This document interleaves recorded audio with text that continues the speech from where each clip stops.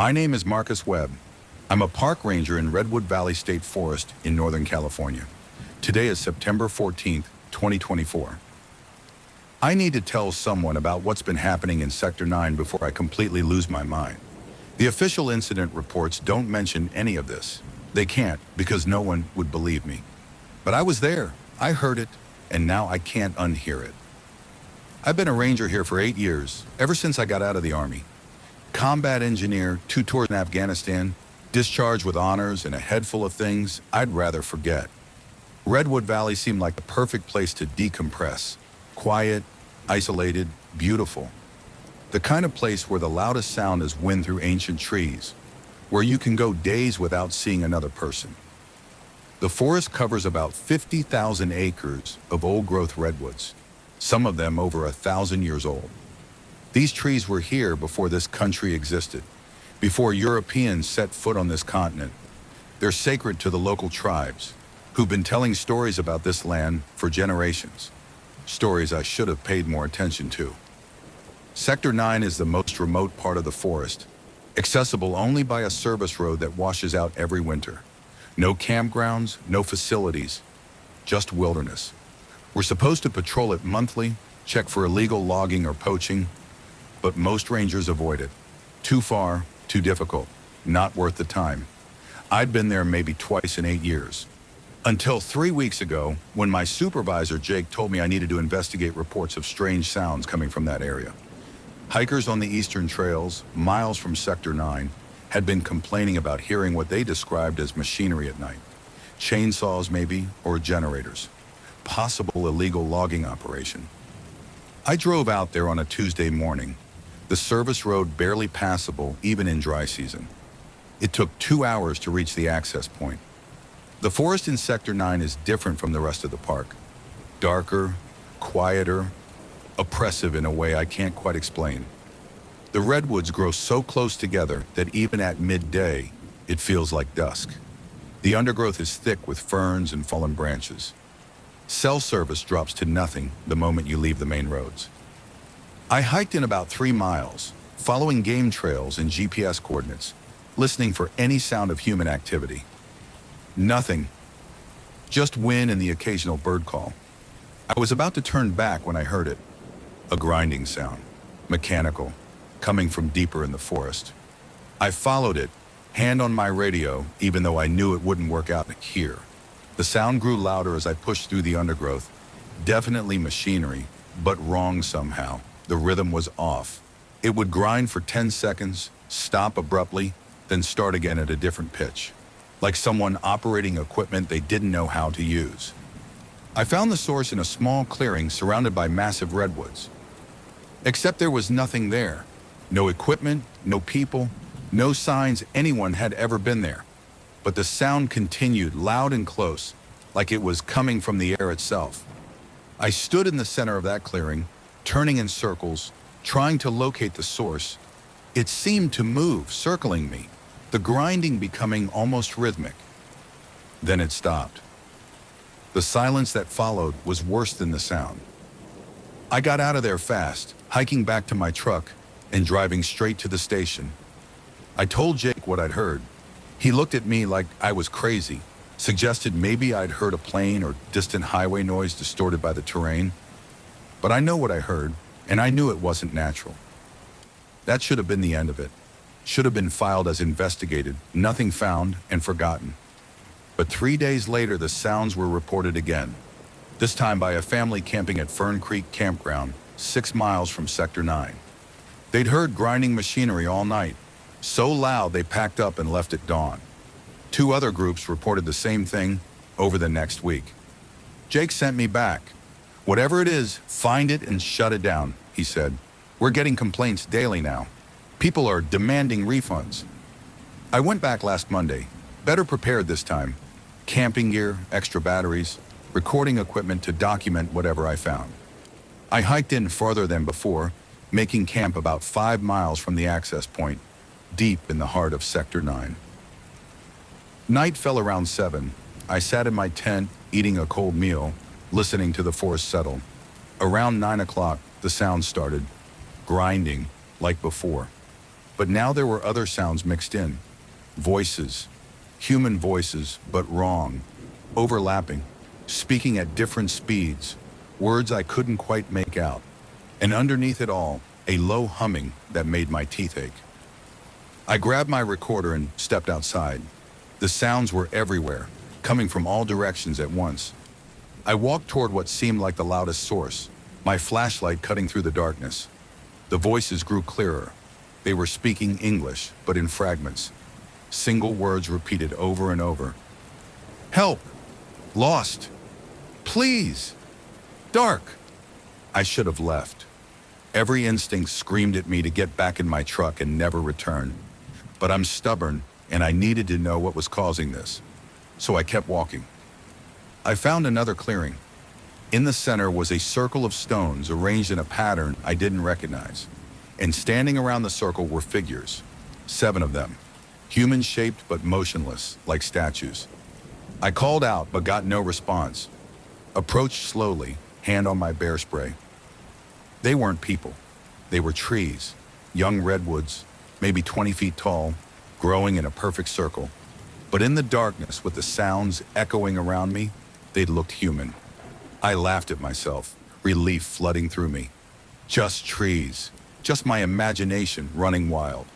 Then one of them moved.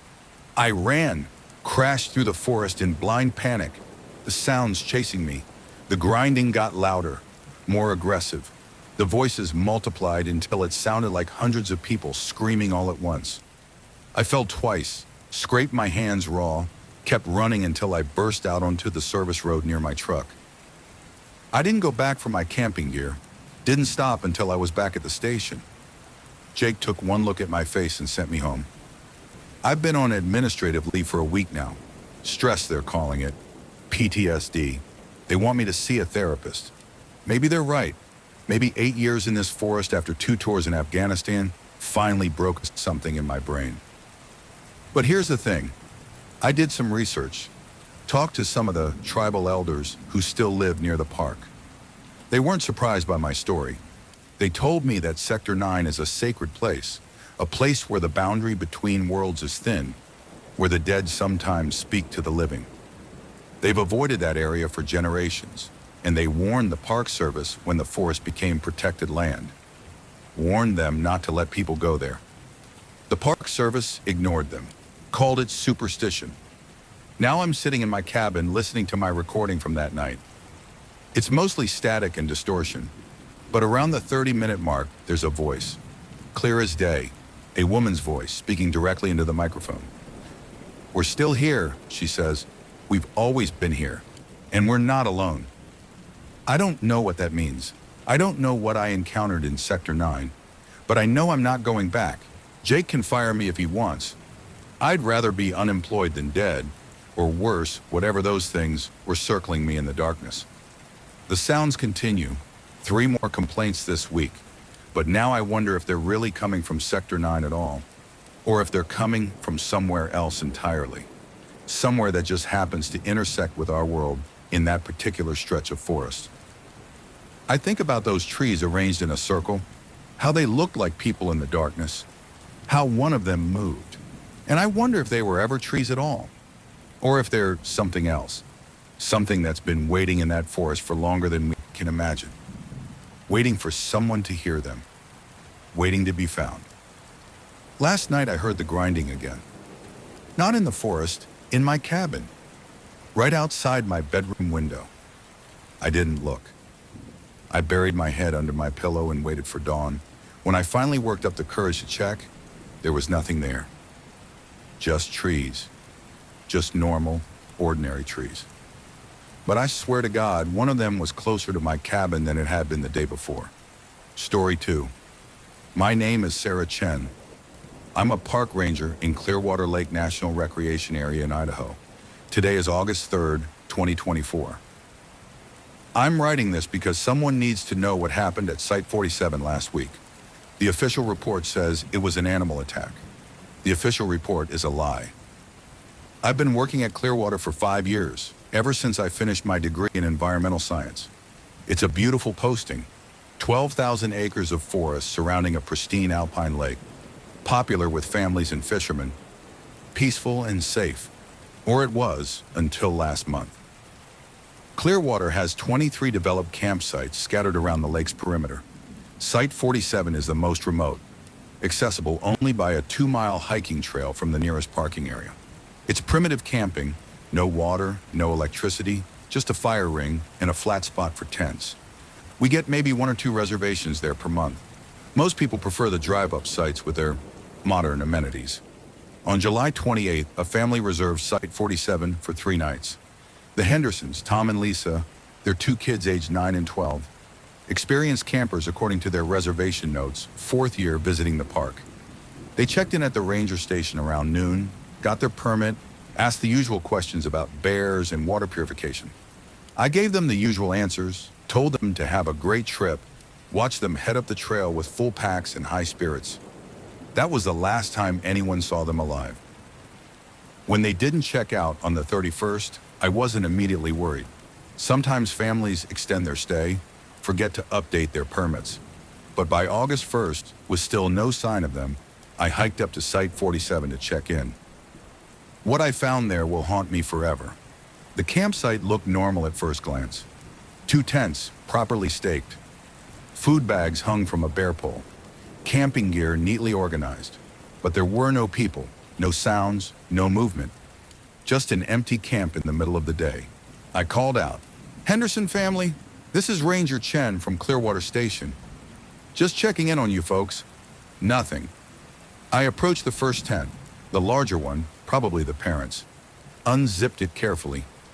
Empty sleeping bags, personal items scattered around, nothing unusual. The second tent was the same.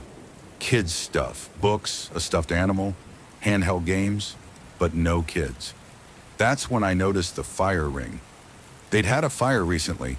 The ashes were still warm, but in the center of the ring, arranged in a circle, were small objects.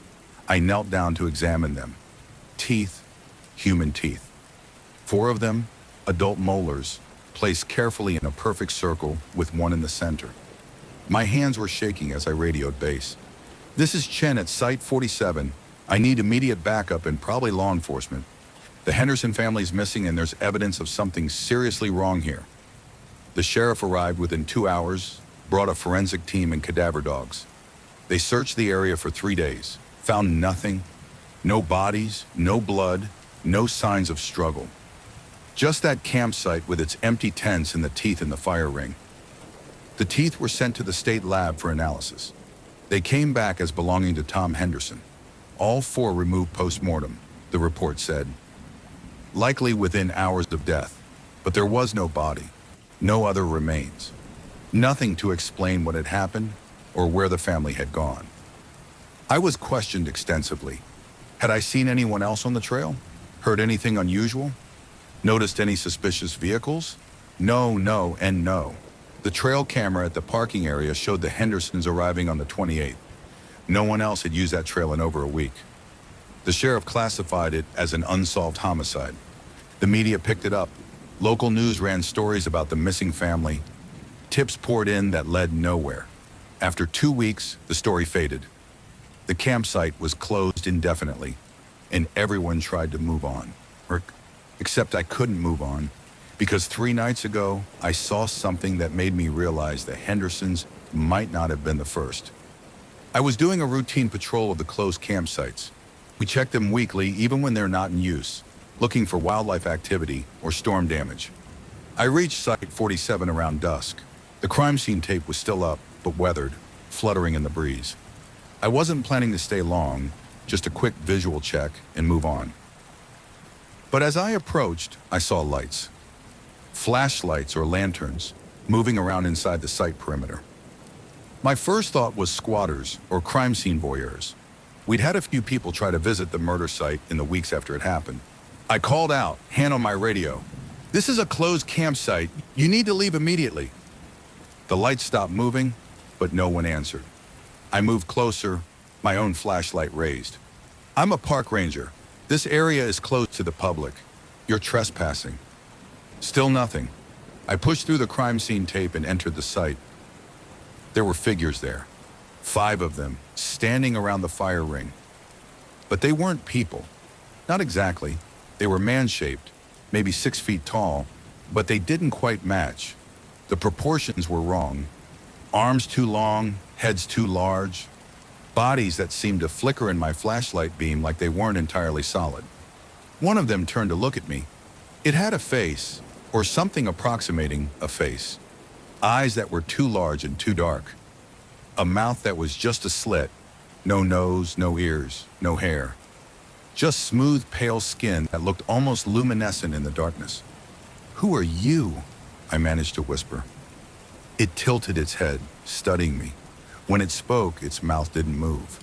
The voice came from everywhere at once, inside my head and outside it simultaneously. "And we are the visitors. We come to see, to learn, to collect." Collect what? Pieces, memories, the parts that make you what you are. I thought about the teeth in the fire ring, about the Henderson family disappearing without a trace. Did you take them? The family that was here? We took what they offered. They didn't offer anything. They were camping. They were innocent people. Everyone offers, just by being here, just by existing in our space. This place is ours, has always been ours. You are the intruders. I wanted to run, but my legs wouldn't move. The figures began to circle me slowly, their movements synchronized, their two large eyes never blinking. I could smell something sharp and metallic, like ozone before a lightning strike. "We won't hurt you," the voice said. "Not yet. You are useful. You keep others away. You maintain our privacy. But someday you will offer too. Everyone does eventually. I'm leaving. I'm closing this entire section of the park. No one will ever camp here again. Then we will visit elsewhere. We go where we wish, take what we need. You cannot stop us. You can only choose whether to help us or join the others." What others? But they were gone. Between one blink and the next, the figures vanished. I was alone in the campsite, my flashlight beam illuminating nothing but trees and darkness. I ran back to my truck, drove straight to the station, and told my supervisor everything. He listened with increasing skepticism, then suggested I take some time off. The Henderson case had affected all of us, he said. Stress and trauma can cause hallucinations. I should see a counselor. But I know what I saw, and I know I'm not the only one who's seen them. I spent the last 2 days going through old incident reports, archived files from before my time. There have been disappearances at Clearwater going back decades. Not many, one every few years, sometimes less. Always at remote campsites, always without explanation. Bodies never found, if found at all, missing pieces. Teeth, fingers, once an entire jaw. The pattern was there if you knew to look for it, but no one had looked. Why would they? Random deaths in a wilderness area aren't uncommon. Animal attacks, accidents, people getting lost. It happens. But now I wonder how many of those incidents were actually natural. How many were the visitors? I tried to find information about what they are. Indigenous legends mention spirit beings that inhabit certain places, that collect pieces of the living to maintain their existence in our world. Forest guardians that punish intruders. Things that exist in the spaces between reality and myth. I don't know if that's what I encountered.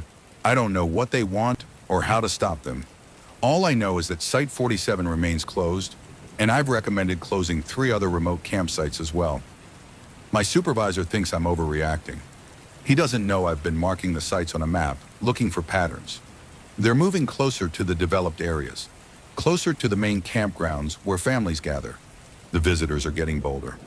Last night I saw lights again, not at Site 47, at Site 12, which is only half a mile from the ranger station. I didn't investigate. I locked my doors and waited for dawn. This morning I found something on my doorstep. A small stone, smooth and black, with something embedded in it. I looked closer and my stomach dropped. It was a tooth, human, adult, still pink with fresh blood. There was no note, no message. But I understood. The visitors were letting me know they could reach me anywhere, that closing campsites wouldn't stop them, that I was as vulnerable as anyone else. I'm leaving Clearwater, today. I've already submitted my resignation. My supervisor tried to talk me out of it, said I was letting the Henderson case ruin my career, but I don't care.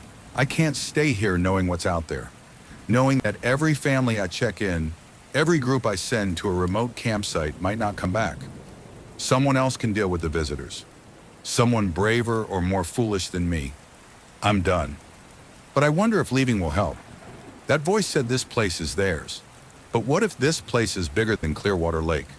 What if they're everywhere, in every forest, every wilderness area, every place humans have convinced themselves they've conquered? What if we're all just camping in their space, waiting our turn to offer pieces of ourselves we never agreed to give? Story 3. My name is Robert Tillman. I'm a park ranger in Mammoth Cave National Park in Kentucky. Today is November 2nd, 2024. I'm putting this in writing because I don't trust my memory anymore. The cave has a way of making you forget things you've seen, of smoothing over the rough edges of terror until you're not sure what was real. But I need to remember.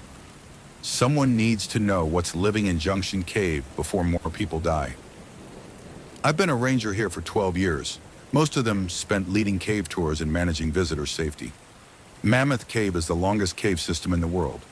Over 400 miles of surveyed passages, with new sections still being discovered. It's beautiful and alien and dangerous. A subterranean maze that kills unprepared explorers with terrifying regularity. Most visitors stick to the developed routes, well-lit pathways with guardrails and tour guides, completely safe. But there are wild caves too, sections that require permits and caving experience to enter. Junction Cave is one of these. It connects to the main Mammoth system about 3 miles in, through a series of tight squeezes and vertical drops that keep casual cavers away. I've been in Junction Cave dozens of times over the years. It's technically challenging, but not dangerous if you know what you're doing. Beautiful too, full of formations, stalactites and flowstone, and pools of crystal clear water that reflect your headlamp like mirrors. I'd taken experienced caving groups through there, done surveys for the Park Service, even proposed to my ex-wife in the cathedral room. A chamber so large your light can't reach the walls. I thought I knew that cave. I was wrong. 2 weeks ago, a caver named Michael Torres went missing in Junction. He'd entered alone, against regulations, but not uncommon among experienced cavers who want solitude. When he didn't emerge after 24 hours, his girlfriend reported him missing, and we initiated a rescue operation. I was part of the first search team. 6 of us entered Junction at dawn, moving quickly through the familiar passages. We found Michael's gear about 2 miles in, backpack, water bottles, spare batteries. But no Michael. We searched for 8 hours, checking every side passage and chamber, calling his name until our voices were hoarse. Nothing. We expanded the search over the next 3 days, bringing in specialized cave rescue teams from across the state. They searched areas I'd never even heard of, unmapped sections that connected to Junction through passages barely wide enough to squeeze through. Still nothing. No body, no evidence of where he'd gone. It was like he'd simply vanished into the rock. On the 4th day, we found him. He was in a section called the Narrows, a passage I'd been through 100 times. Just lying there in the middle of the floor, curled in a fetal position, alive but unresponsive. We got him out, rushed him to the hospital. The doctors said he was severely dehydrated and hypothermic, but otherwise unharmed. No injuries, no signs of trauma. They expected him to wake up and tell us what happened. He woke up screaming. Wouldn't stop screaming for 6 hours. The hospital sedated him. When he finally calmed down enough to talk, all he would say was, "It followed me. It's still following me. Don't let it touch me." The police tried to interview him. So did I. But Michael wouldn't say anything else. Just kept repeating that same phrase, "It followed me," over and over until he'd exhausted himself. His girlfriend tried to take him home after he was discharged. He refused to leave the hospital, refused to go anywhere that didn't have bright lights and other people. He's still there now, in the psychiatric ward, terrified of shadows. The official report listed it as a caving accident resulting in psychological trauma. Case closed. But I kept thinking about what he'd said, about something following him, something that could touch him. I went back to Junction Cave alone 5 days ago. Stupid, I know. Dangerous and against every safety protocol we have. But I needed to understand what had happened to Michael. What had terrified him so badly that he'd rather live in a psychiatric ward than return to the surface world. I entered the cave at midnight when I knew no other rangers would see me. Took my usual equipment, headlamp, backup lights, rope, first aid kit. I moved through the familiar passages by muscle memory, heading for the narrows where we'd found Michael. The cave felt different at night. The darkness seemed heavier, more absolute. My headlamp beam looked weaker somehow, struggling to penetrate the blackness. I kept hearing sounds, drips and echoes, and the distant rumble of underground water. Normal cave sounds. Except they didn't feel normal. I reached the narrows around 1 in the morning. It's a low passage, maybe 3 feet high, that stretches for about 50 yards. You have to crawl through it on your belly, pushing your pack ahead of you. Claustrophobic, but manageable. I was halfway through when my headlamp died. Complete darkness. The kind of dark that doesn't exist on the surface. So absolute your eyes never adjust because there's literally nothing to see. I fumbled for my backup light, hands shaking. Found it. Clicked it on. Something was in the passage with me. I saw it for maybe half a second before my brain refused to process what I was seeing. A shape. Wrong. Not animal, not human, not anything I had words for. It was there in the passage behind me, close enough to touch, and then my backup light went out too. I scrambled forward in pure panic, abandoning my pack, scraping my arms and legs raw on the limestone. I could hear it moving behind me. Not footsteps, something else. A sliding, scraping sound like flesh on rock. And breathing. Wet, labored breathing that echoed through the passage. I emerged from the narrows and ran, using my hands to feel along the walls, moving faster than anyone should move in a cave without light. I should have broken my neck, should have fallen into a pit or gotten lost in a side passage. Instead, I found my way out through sheer terror-fueled luck, bursting into the surface world just as dawn was breaking. I sat outside the cave entrance for an hour, shaking, trying to convince myself I'd imagined it. Equipment malfunction, oxygen deprivation, hallucination brought on by stress and Michael's story. But I know what I felt. That thing was real, and it was hunting me the same way it had hunted Michael. I tried to tell my supervisor, but I couldn't find the words. How do you explain that there's something living in Junction Cave that shouldn't exist? That can survive in complete darkness? That moves through passages that would crush a human? That follows and hunts and does things that left Michael Torres screaming? So I started researching instead. Old records, archived reports, newspaper articles from before the park was established. Looking for similar incidents. Looking for proof I wasn't crazy. I found 23 cases, 23 people who'd entered Junction Cave over the past 100 years and either vanished completely or emerged changed. Some catatonic like Michael, some violent and incoherent. 3 who hanged themselves within days of their rescue, leaving suicide notes that talked about things in the dark that wouldn't stop following them.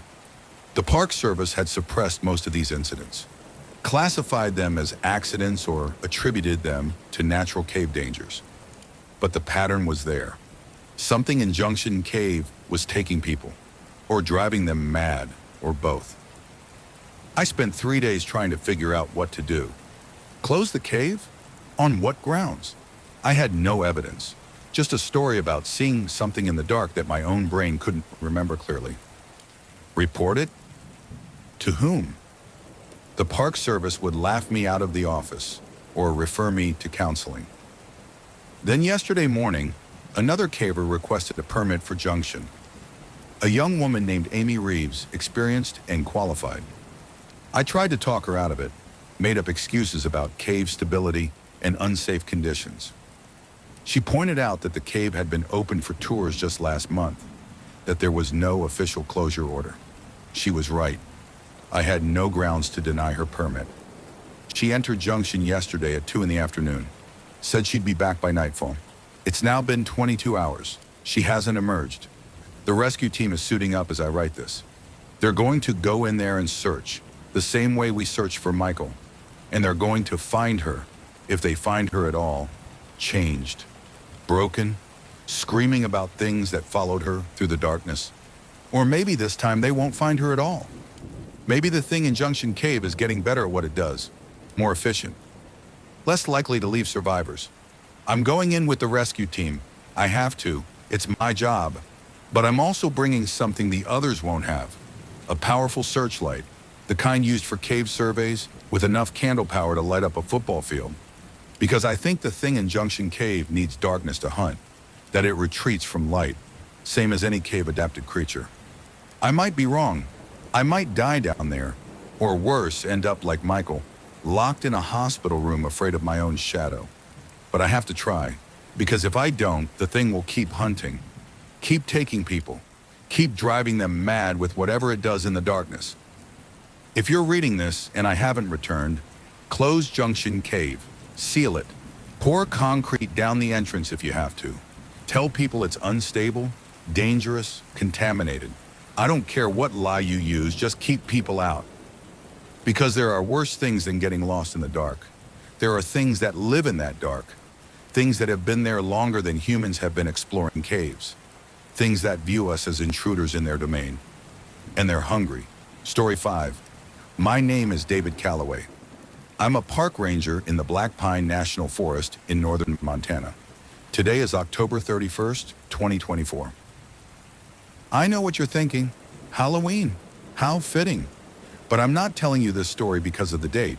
I'm telling you because I need to get this out before I lose my mind completely, and because someone needs to know what's really out there in those woods. The official reports won't tell you the truth. They never do. But I will. I've been a ranger here for 17 years. Came up from Colorado after my divorce, looking for isolation and a fresh start. Black Pine seemed perfect. Remote, understaffed, forgotten by most of the world. The kind of place where you could disappear into the routine of trail maintenance, campsite checks, and wildlife surveys without anyone asking too many questions about your past. The kind of place where the silence was supposed to be healing. The forest covers about 200,000 acres of dense wilderness, stretching from the Canadian border down through some of the most rugged terrain in Montana. It's old growth mostly, Douglas fir and lodgepole pine, so thick in places that even at noon the forest floor stays in perpetual twilight. We get maybe 15,000 visitors a year, mostly in the summer months. Come October, that number drops to nearly zero. The campgrounds close after Labor Day. The trails get snowed over. The few roads that cut through the forest become impassable. For 6 months out of the year, Black Pine belongs to the wildlife and the 5 rangers who staff the main station. Or it used to be 5, now it's 3, and after what happened, I don't know if any of us are coming back next season. I should start by telling you about the forest itself, because you need to understand the place to understand what happened. Black Pine isn't like the national parks you see in magazines.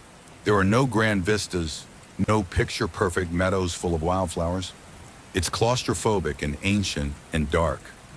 The trees grow so close together that in some sections you have to walk sideways to squeeze through. The underbrush is thick with devil's club and Oregon grape, both covered in thorns that'll tear your skin to ribbons if you're not careful. The ground is spongy with decades of pine needles and rotting vegetation, and in the wet season, which is most of the year, everything smells like decay. The locals avoid it. That should have been my first clue. Whitefish is the closest town, about 45 minutes down Route 93, if the road's clear. Population 800 and dwindling. Most folks there are 3rd or 4th generation. Families that have been working the lumber mills or guiding hunting trips since before Montana was even a state. They're good people for the most part. Quiet, suspicious of outsiders, but polite enough if you don't push. I'd stop in at Murphy's Tavern once or twice a month, nurse a beer, listen to the gossip.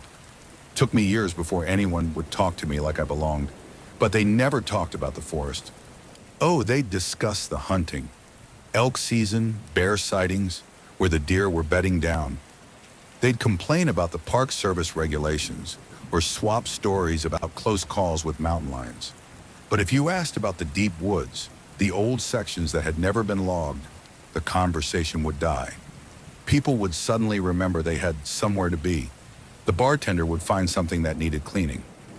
I noticed it early on, but didn't think much of it. Small town superstition, I figured. Every isolated community has its legends, its no-go zones, ghost stories to scare teenagers. I'd grown up in suburban Denver, where the scariest thing in the woods was poison ivy. What did I know? The first time someone tried to warn me was about 3 years into my posting. It was late March, still cold enough that the morning frost turned the pine needles white. I was in Murphy's when an old-timer named Eugene Bartlett sat down next to me. Eugene was probably in his 80s, face like dried leather, hands gnarled from a lifetime of manual labor. He'd been a logger back when there was still logging in black pine, before it became protected land. He didn't say hello, just ordered a whiskey, drank it in one swallow, and turned to look at me with rheumy blue eyes that had seen too much. "You work in the forest," he said. Not a question. "That's right." "How far in you been?" "Oh," I shrugged. "Most of it. We've got to survey the trails, check the backcountry camps. I've probably covered 60–70% of the park, but not the north section. Not past Widow's Creek." I had to think about that. Widow's Creek was a small tributary that fed into the main river system, maybe 20 miles from the station as the crow flies, but twice that on foot because of the terrain. The maps showed trails up there, but they hadn't been maintained in years, probably decades. There was no reason to go that far north, no campgrounds, no facilities, nothing but wilderness. Budget constraints meant we focused on the areas where visitors actually went. "No," I admitted, "never had cause to go that far." Eugene nodded slowly, like I'd confirmed something. "Keep it that way." Then he got up and left, and I didn't see him again for 6 months. I should have pressed him, should have asked what he meant. But I didn't, because the truth is, I didn't want to know. I'd spent 3 years building a comfortable routine, and rangers are creatures of habit. I had my assigned sectors, my regular patrols, my seasonal duties. The north section wasn't my problem. That changed last summer. June came in hot and dry, which was unusual. Normally we'd still get snow in the high elevations well into late spring, but this year the snowpack melted fast and the forest turned tinder dry by early July. The fire danger went to extreme. We closed half the campgrounds and banned open flames entirely. I spent most of my days driving the service roads, checking for illegal campfires, lecturing tourists about fire safety. It was tedious work, but necessary. One spark and the whole forest could go up. July 4th weekend brought the usual crowd of idiots who figured rules didn't apply to them. We caught 3 separate groups with illegal campfires, issued citations, kicked them out of the park. But on July 5th, we got a call from a hiker who'd seen smoke coming from somewhere north of the main trail system, not near any of the designated camping areas, way off the beaten path. My supervisor, Margaret Chen, called me into her office. Margaret had been running Black Pine Station for almost 30 years. She was tough, no nonsense, knew the forest better than anyone.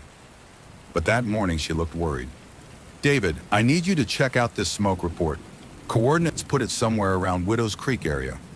I must have made a face because she frowned at me. "Problem? No, just, that's pretty remote. No trails up there that I know of. There used to be. Old logging roads from before the park was established. They'll be overgrown, but you should be able to follow them on foot. Take the GPS, bring extra supplies.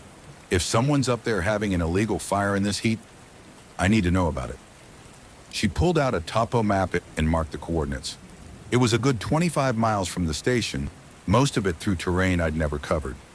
I'd need to hike in, probably make a backcountry camp, hike out the next day, and go. "If it's nothing, it's nothing," Margaret said. "But I can't ignore a smoke report, not in these conditions." I left the next morning at dawn. The first 10 miles were easy enough, following established trails through the lower elevations. The weather was beautiful. Clear blue sky, temperature in the mid-70s. Perfect hiking weather.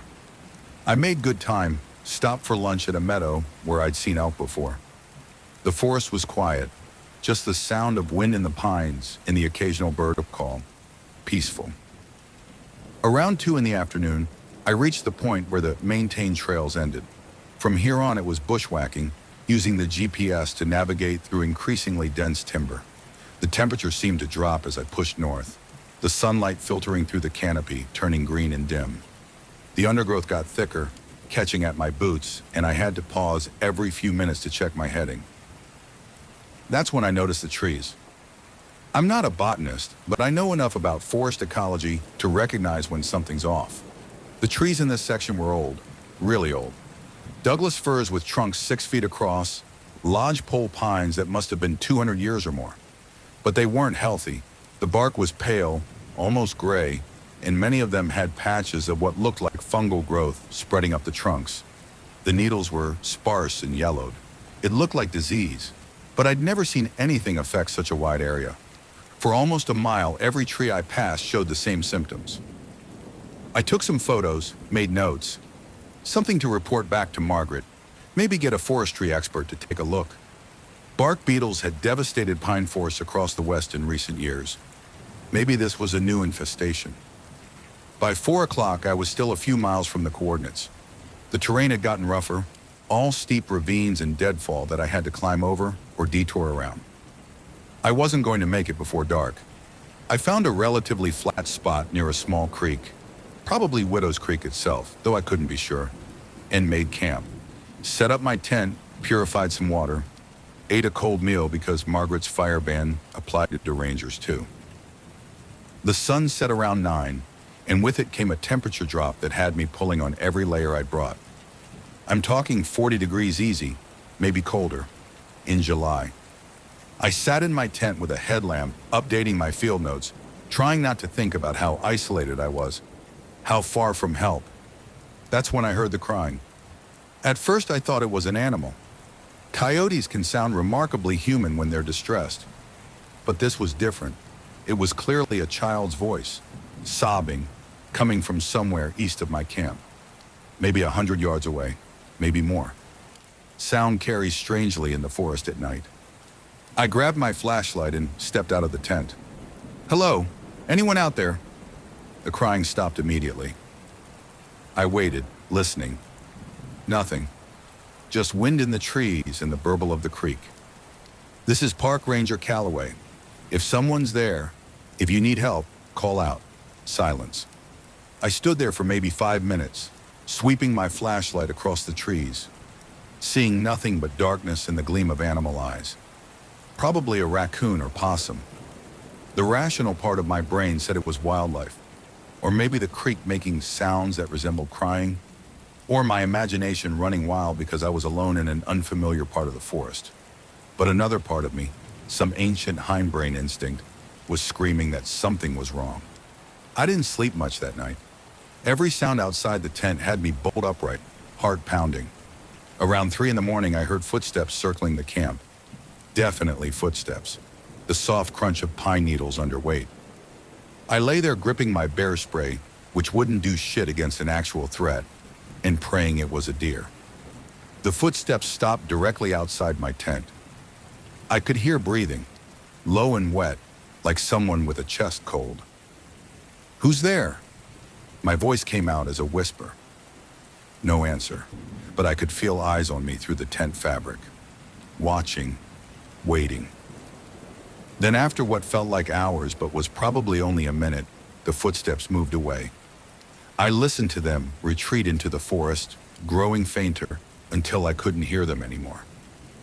I didn't sleep after that, just lay there watching the tent ceiling gradually lighten as dawn approached, telling myself it had been a bear or a mountain lion, something with a rational explanation.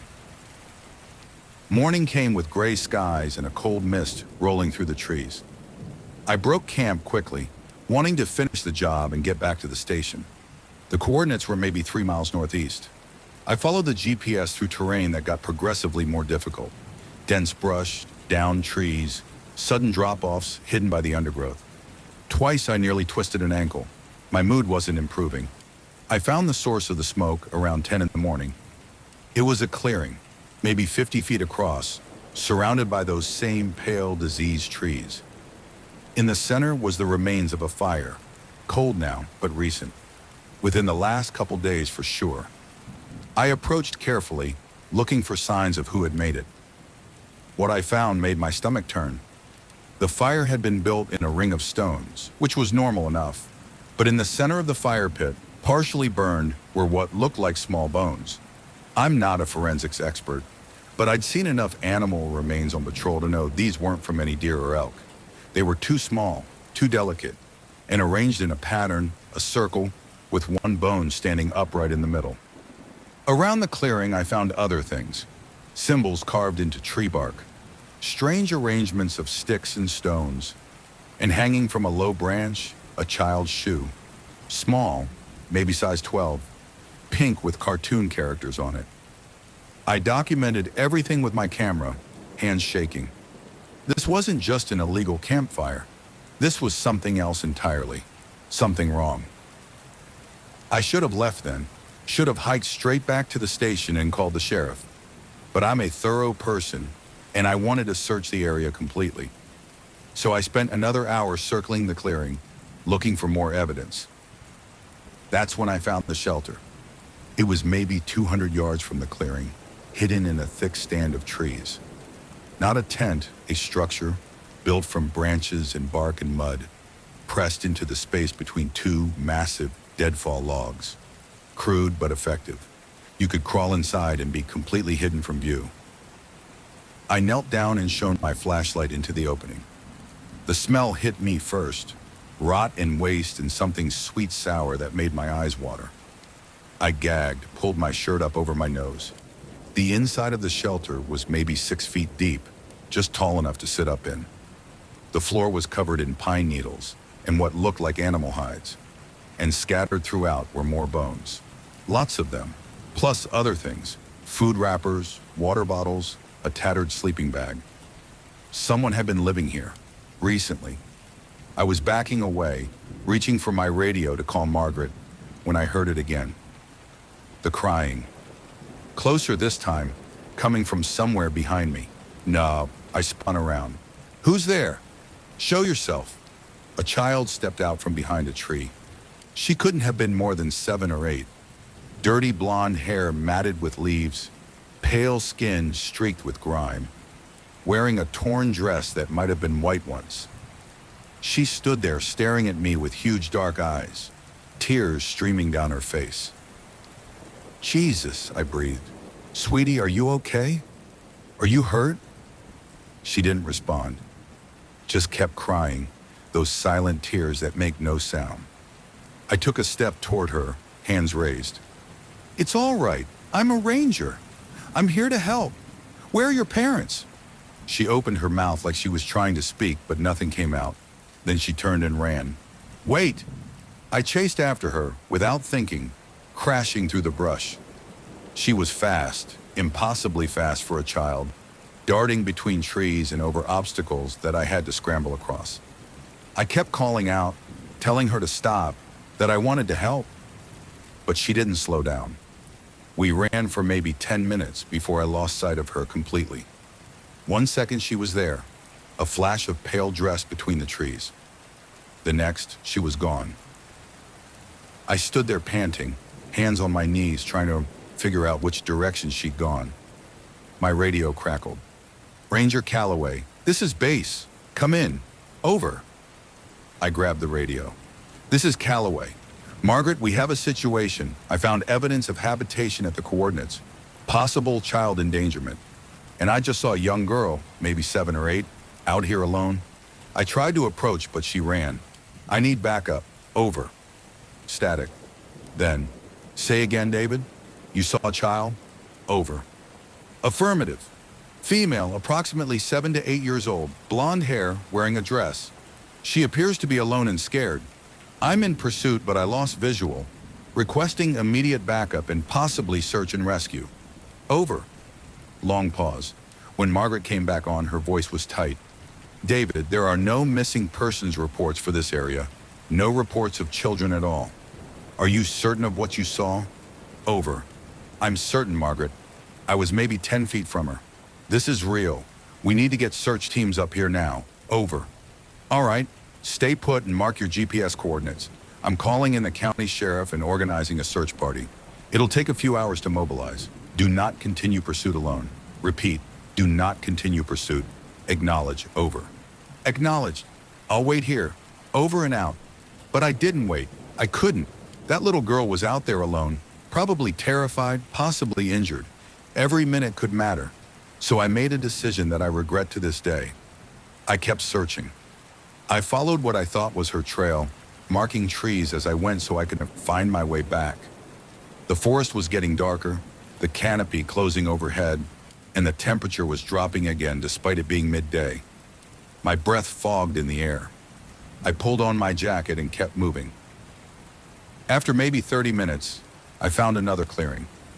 Smaller than the first, just a gap in the trees where something had prevented growth, and in the center, sitting on a fallen log, was the girl. She wasn't crying anymore, just sitting there, perfectly still, watching me approach. "Hey," I said softly, "it's okay. I'm not going to hurt you. My name's David. What's your name?" She tilted her head, bird-like, didn't speak. I took a slow step forward. "Are you lost? Do you know where your parents are?" Another step.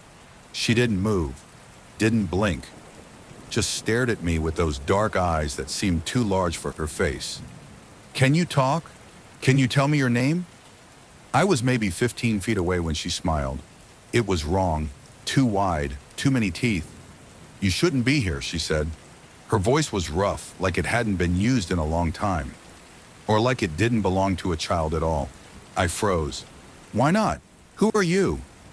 "You should go back, before they find you." "Before who finds me?" "Sweetie, I'm here to help. Come with me. We'll get you somewhere safe." She laughed. It started as a giggle but grew louder, more manic, echoing through the trees. And as she laughed, she changed. I don't know how to describe it, except that one moment I was looking at a little girl, and the next I was looking at something else. Her face stayed the same, but the proportions were wrong. The arms too long, the fingers ending in points that weren't fingernails, the eyes completely black, reflecting no light. I stumbled backward, terror flooding my system.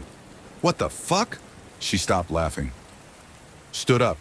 She was tall now, almost 6 feet, though I hadn't seen her grow. The dress hung off her frame like a shroud. "Run," she said. I ran. I crashed through the forest without any sense of direction, branches whipping my face, roots grabbing at my feet. Behind me, I could hear something following. Not footsteps, something else. A rustling that seemed to come from all directions at once.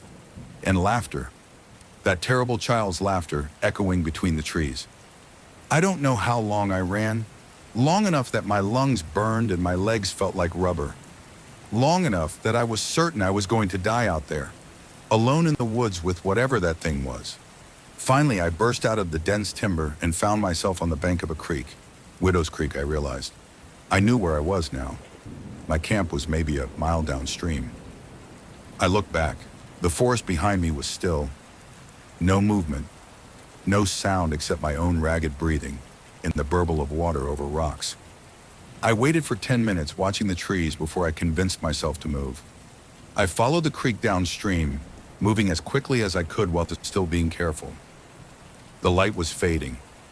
I'd been out here for hours. I reached my campsite as the sun was setting, packed up my gear with shaking hands, too terrified to think clearly. All I wanted was to get back to the station, to civilization, to somewhere that made sense. I shouldered my pack and started hiking out, using my headlamp to navigate. That's when I realized I was being herded. Every time I tried to follow my GPS route south toward the main trails, I'd hear sounds in the trees ahead.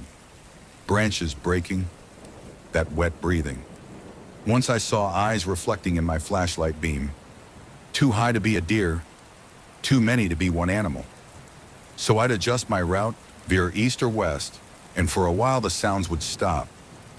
But gradually, without realizing it, I was being pushed north, deeper into the forest, further from safety. I finally understood around midnight when I found myself approaching another clearing. I recognized it immediately. The circle of stones, the pale trees, the wrong feeling in the air. I was back where I'd started, where the fire had been, where I'd found the bones. And I wasn't alone. There were figures in the clearing. 5 or 6 of them, hard to tell in the darkness. Human-shaped but wrong. Some tall, some short. Some that seemed to shift and change as I watched. They stood around the fire pit in a circle, completely motionless. I was about to back away quietly when one of them spoke. David Calloway, my name in that rough, unused voice. "We've been waiting." I should have run. Every instinct screamed at me to flee. But I was exhausted and terrified, and I think part of me had broken. So I stepped into the clearing. "What do you want?" The nearest figure turned. In the beam of my headlamp, I saw a face that was almost human. Almost. "You came into our place. The place where we sleep. The place where we remember what we were." "I'm sorry. I didn't know. I'll leave. Just let me go and I'll never come back." "You'll tell them." Another figure, this one shorter. "You'll tell the others and they'll come with fire and machines to destroy what remains." "No, I won't. I swear I won't tell anyone." "He lies." A third voice, higher pitched. "They always lie. That's what they do. That's all they do." The figures moved closer, tightening the circle. I could smell them now, that sweet rot smell from the shelter. Up close, I could see that their clothes were decades old, rotting off their frames, that their skin was mottled and wrong, that some of them had features that didn't match. A child's face on an adult body, hands with too many fingers, eyes that were just dark hollows. "Please," I whispered. "I don't understand what you are. What you want." The first figure, I thought it might have been the girl, but I couldn't be sure anymore, spoke again. "We were like you once. We came to the forest seeking something. Escape, penance, death. We stayed too long, saw too much. The forest changed us, made us part of it. Part of the old growth and the rot and the darkness between the trees.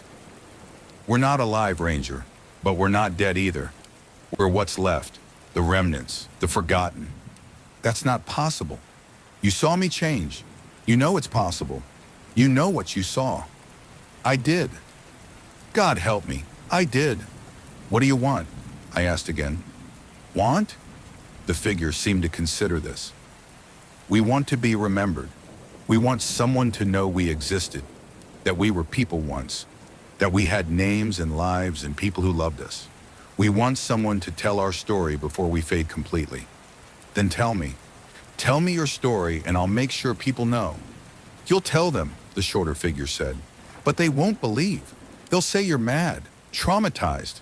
They'll explain it away because that's what they do. But you'll know, you'll carry our story and it will poison you slowly, like the forest poisoned us. And maybe when you can't stand it anymore, you'll come back. You'll walk into the deep woods and you won't come out. And you'll join us. You'll become one of the forgotten." "No, I won't. I'll tell the story, but I won't come back. I'll never come back." Laughter. Multiple voices laughing at once. "They all say that. Eugene said that too once, before he became what he is now, before he joined us." My blood went cold. "Eugene? Eugene Bartlett? He warned you, didn't he? Told you to stay away from the north section, but you came anyway. They always come. Eventually, the forest calls to certain people. People who are running from something. People who are broken inside. People like us. Like you. I'm not broken. Your wife left you. Your daughter won't speak to you. You came here to disappear and the forest obliged. You've been disappearing for 17 years, David. Slowly, piece by piece. We just helped finish the process." I wanted to deny it, but I couldn't. Everything they said was true. I had been running. From my failed marriage, from my ex's accusations, from my own failings as a father and a husband. I'd chosen Black Pine specifically because it was isolated and lonely and required nothing from me except showing up and doing a job that didn't matter to anyone. "Why are you telling me this?" "Because you need to understand. The forest isn't evil. It's not cruel. It just is. And people like us, people who are already halfway gone, we're drawn to it. We wander into the deep places looking for peace or oblivion, and instead we find transformation. We become part of the decay, part of the cycle. We feed the trees with our despair, and the trees give us immortality, of a sort. I don't want immortality, I just want to go home. Do you? Do you really? What's waiting for you there? An empty cabin and reports no one reads? Another winter alone? Another year circling the drain? I didn't have an answer. You can leave, the first figure said. We won't stop you. Follow the creek south and you'll reach the main trails by dawn. Hike out, tell your story, file your report, then watch as nothing changes. The forest will still be here. We'll still be here. And the emptiness inside you will still be there. And one day, maybe next season, or maybe 10 years from now, you'll walk into the trees and you won't come back. Because the forest is patient. It can wait. And if I don't leave, if I tell people what I saw, if I bring them back here, they'll find nothing. We're very good at not being found when we don't want to be. And you'll be labeled delusional. Fired, probably. Certainly never trusted again. Is that what you want? I stood there in that clearing surrounded by things that used to be human, and I realized I had no good options. If I told the truth, I'd be ruined. If I lied, I'd be a coward. And if I did nothing, I'd spend the rest of my life knowing what was out there in the dark. Let me ask you something, I said. That little girl, is she real? Was she ever real? She was real once. Her name was Emma Pritchard. She wandered away from a family camping trip in 1987. They searched for 2 weeks, but never found her. Eventually they stopped looking, assumed she'd fallen into a ravine or been taken by animals. But she didn't die. She found us, or we found her. She was the youngest.